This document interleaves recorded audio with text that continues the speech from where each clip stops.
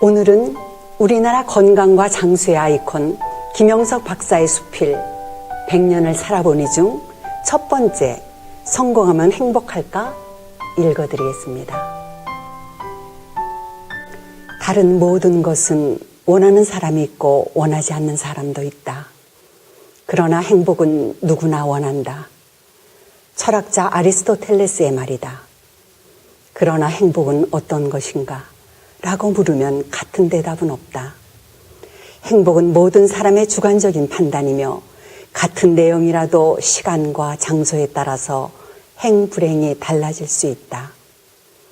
모든 사람에게 꼭 같은 행복이 있는 것은 아니다. 돈 때문에 행복해지는 사람도 있으나 같은 돈 때문에 불행해지는 사람도 있다.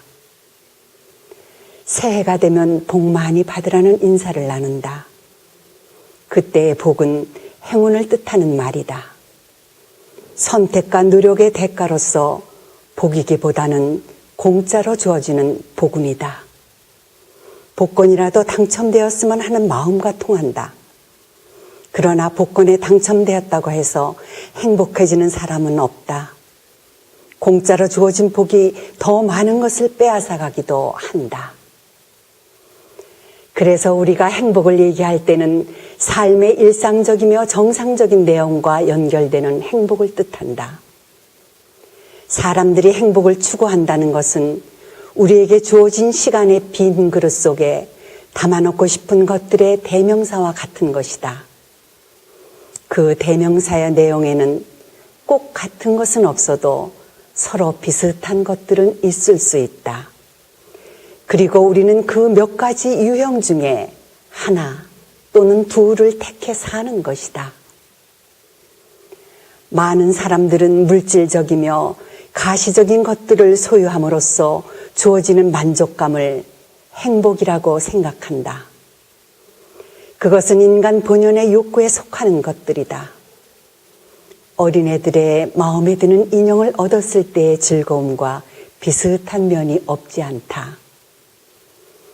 또 적지 않은 사람들이 정치로 대표되는 권력을 소유하기를 원한다. 지배하고 싶은 본능, 강자가 되려는 의욕, 야망을 채우고 싶은 삶의 욕망들이다. 그런 것들을 소유했을 때는 만족과 즐거움을 누리며 우리는 그것을 행복이라고 여긴다. 명예욕도 그 중에 하나이다. 자신을 과시하고 싶으며 자신의 노력에 대한 타인과 사회의 보답을 얻고 싶은 것이 인간의 본성이다. 그것들을 소유했을 때의 만족을 행복으로 느끼며 상실했을 때는 불행으로 생각한다. 성적 욕망도 또 하나의 소유욕일 수 있다. 그러나 이런 것들은 소유에 해당하기 때문에 상실했을 때는 고통과 불행으로 바뀌게 된다.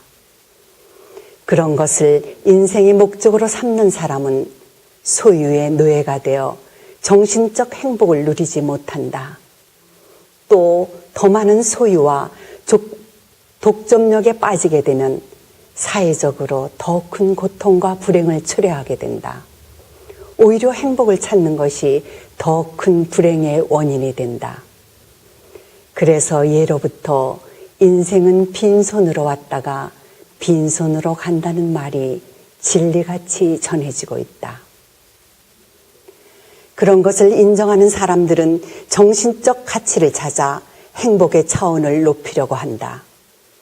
예술의 가치는 경제적 가치와 비교할 수가 없다.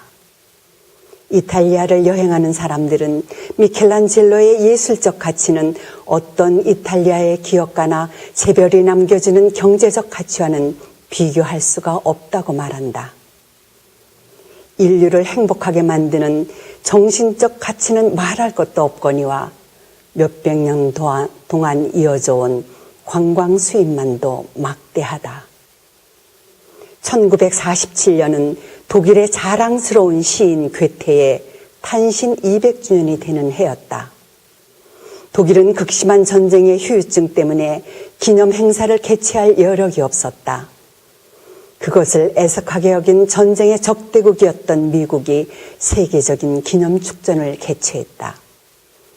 괴테의 정신적 영향력은 전쟁의 파괴력보다 높이 평가받아 당연한 결과였다. 20세기를 끝내면서 미국의 주간지 타임은 100년 동안 가장 위대한 업적을 남긴 사람을 선정한 일이 있었다. 과학자 아인슈타인이 선정되었다. 재벌가도 정치가도 아닌 과학자였다. 알렉산더 대왕은 한때 전 세계를 무력으로 점령했다. 그러나 그가 남긴 것은 역사적 기록에 그쳤다. 반면 대왕의 가정교사였던 아리스토텔레스는 조용히 아테네에서 강의하고 저술했을 뿐인데 그의 정신적 유산과 혜택은 2300년이 지난 오늘까지도 우리의 감사와 존경의 대상이 되고 있다. 이런 정신적 가치는 소유에서 오는 만족이 아니다.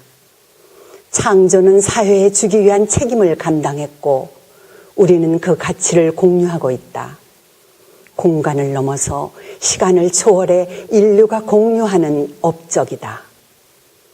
그래서 정신적 가치를 깨닫는 사람들은 인류가 남긴 업적의 혜택을 누리는 일에 동참함으로써 행복을 누린다. 맛있는 음식을 먹는 기쁨도 있어야 하나 음악을 감상하는 즐거움도 필수적이다. 또 이런 정신적 가치를 창출하기 위한 창작의 기쁨과 행복은 고급 자가용을 타고 좋아하는 사람들보다 높은 차원의 행복을 갖는다.